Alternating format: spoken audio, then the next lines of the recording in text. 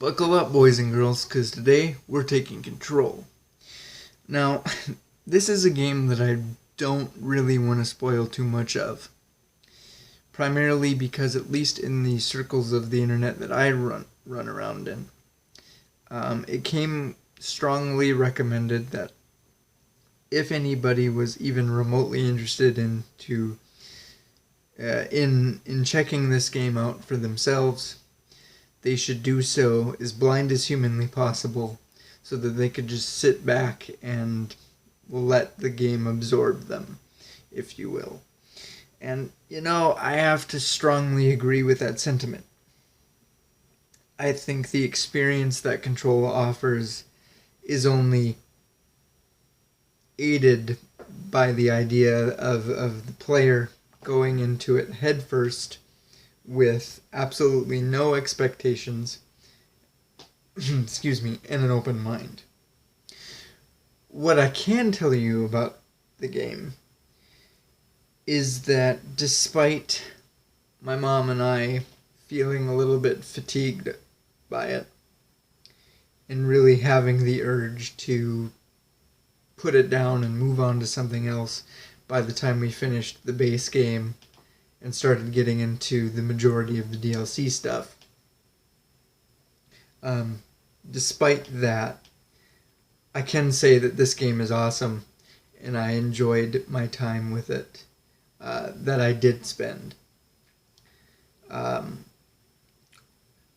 think the biggest piece of advice that I might offer somebody looking to get into this game is that it might benefit you to try to pick up as many of the collectibles as you possibly can. Now, this game has a metric F-ton of them, so I'm by no means saying that it's a requirement for you to 100% them or anything like that. But in my experience, I found them to be valuable in that they helped me to form a perspective. In the very least, I don't want to use the word basic, but a grounded understanding as to what is actually happening in this bizarro world that Control just kind of drops you into. With that being said, though, the real reason why I'm making this video is to discuss the impact that Control and Alan Wake have on each other. And to make this process easier on myself, I'm going to probably be using a lot of game jargon. I'm going to be making references. I'm going to be talking to you as though you know exactly where I'm at and what I'm talking about. So, again, if you're somebody that's looking to get into this game and hasn't yet, I guess you've been warned. So proceed with caution from here on out. Now then, the little bit that I did know about this game going in was that it and Alan Wake are part of the same universe. They take place in the same world. So I did have the expectation that I would see some I guess references or nods to it, some little Easter eggs in the collectible documentation that kind of confirmed and maybe strengthened that connection. What utterly surprised me, though, was seeing how just how deeply these games are actually connected. It was playing through Control's base plot that completely altered my perception on what everything that I thought Alan Wake to be, and in some cases went as far as to prove me wrong. This game tells you that the events that happened in Bright Falls, everything that happened to Alan Wake, his disappearance, all of that good stuff, was an altered world event. In fact, one of many that have happened across the country for decades and decades and decades. It says that Cauldron Lake functions as a threshold between the dark place and Alan's reality. It explains that the poltergeisted items that I criticized in my review of those games are probably more akin to what's known as altered items, in the way that they levitate, they get chucked around, and they shake, they exude this power. So whereas I thought they were items, inanimate objects possessed by this dark entity, they actually share a lot more characteristics with what is defined as an altered item in Control. This game goes as far as to explain that the dark place is just one of many, countless alternate dimensions or alternate universes that all kind of meet up in this hub world known as the Ocean View Hotel. This is where all of these universes converge, and so this magical motel, every closed door in it essentially is its own universe, meaning that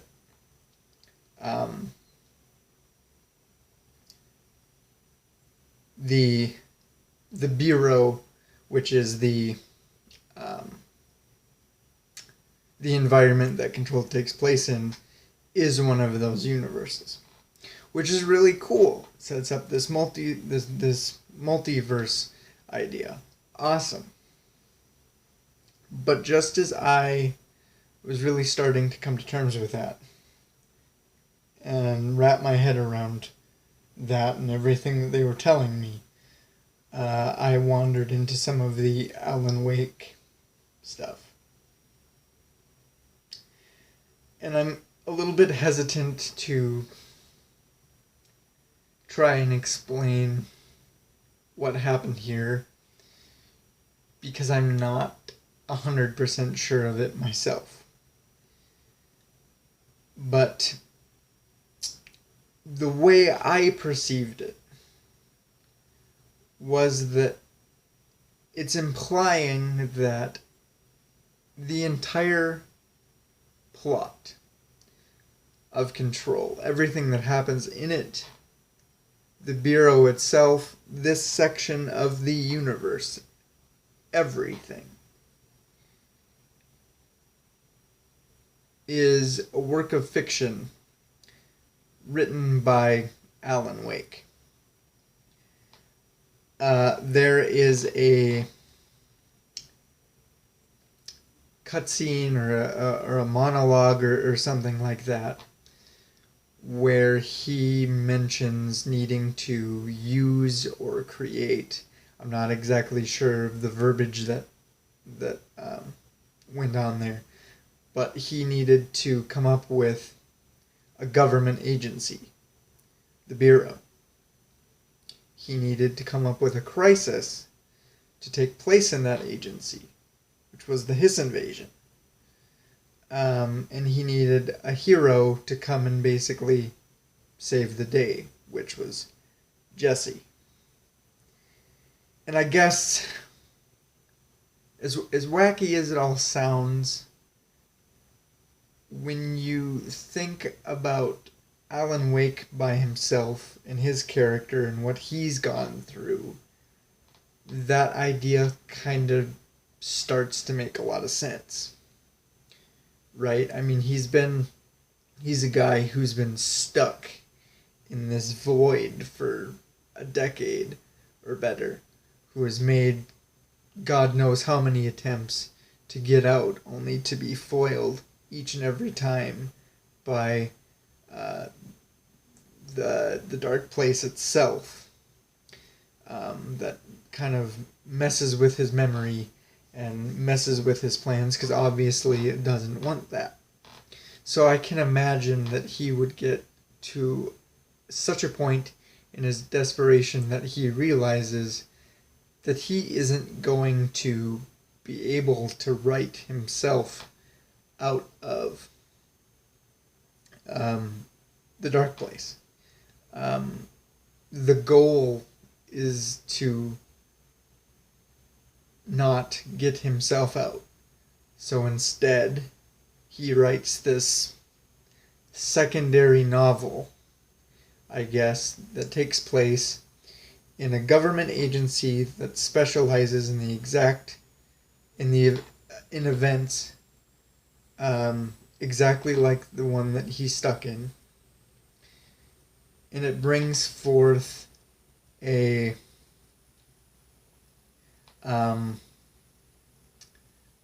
protagonist that is able to travel across these many planes of existence, get to the Ocean View Motel, and find him, and use the Ocean View as kind of a backdoor into the dark place, reach in, pull him out, and save the day.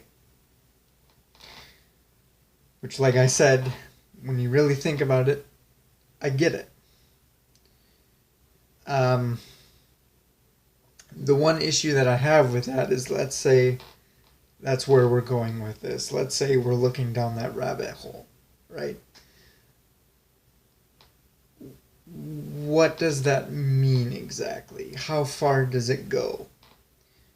Does that mean that he's literally come up with everything in terms of, the Bureau itself has a lot of history, a lot of lore when it comes to, dealing with these events across the country, like I said, covering them up, researching, investigations, interviews, all of that. Is that all a work of fiction to add legitimacy to his novel? I don't know. Does that mean that every other altered world event that the game mentions, happening from decades and decades across the country, did any of them actually happen, including the main one that is surrounded in the game's story of Ordinary? Does that actually happen? I don't know. Does that mean that Jesse, and I guess every other character in this game, doesn't actually exist past being exactly what Alan Wake needs them to be? I don't know.